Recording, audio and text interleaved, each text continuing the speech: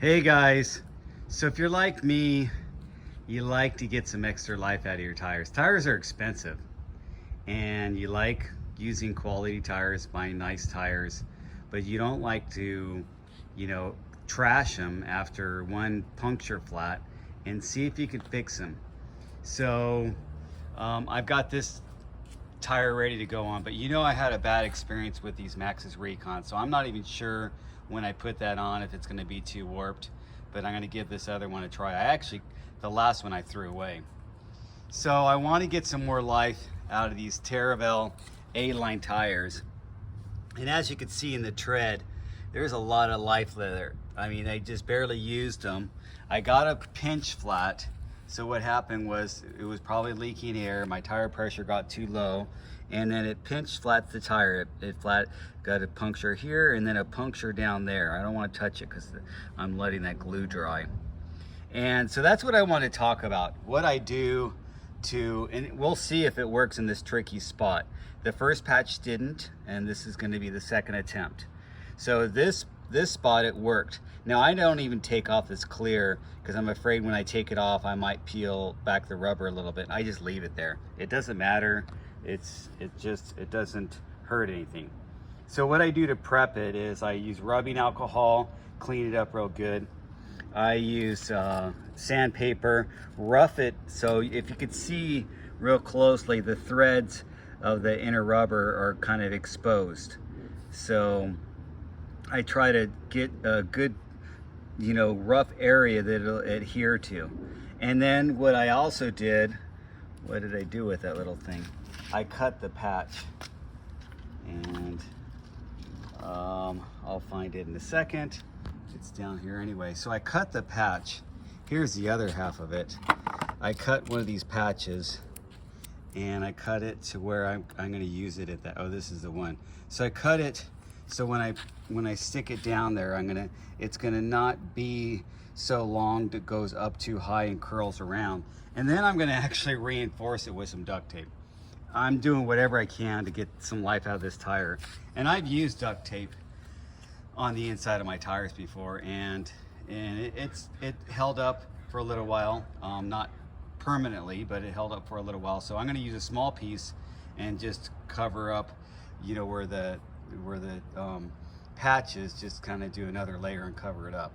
I'm doing whatever I can to get some life out of this tire because I just bought a new one, but I bought a new one for my other bike, and I bought the Taravel A-Line Durable, and that's for the Hayduke because I'm a little rowdier on the Hayduke since it has gears and I could take it a little more back roadsy.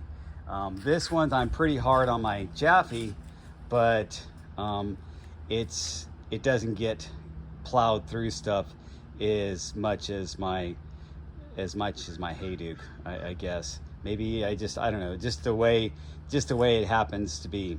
Although I do get pretty rowdy on this bike too, and hence the flats and stuff like that. Now I run these light and supple tires. This is the honcho I have on front, and they're the light and supple casing. But the thing is about the light and supple, or I run just the regular XO casing.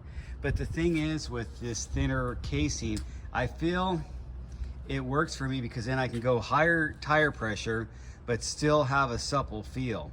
So I don't go super low tire pressure just because I feel like a low tire pressure at high speed is going to be prone to disaster.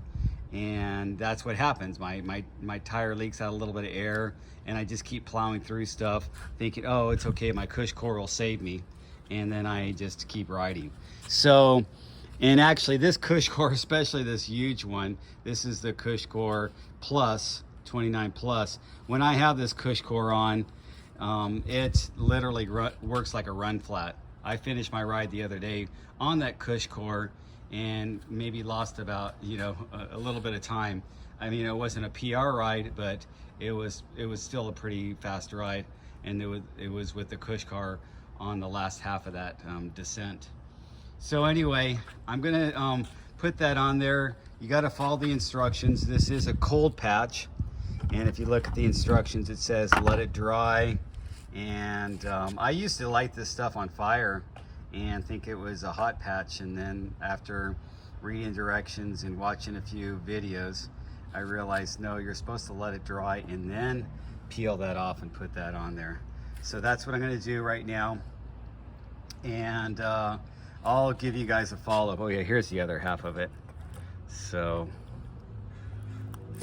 and after I put it on there, I'm going to clamp it on with these clampers, and they're pretty hard. You wouldn't want to put your finger in there. It's got a lot of pressure.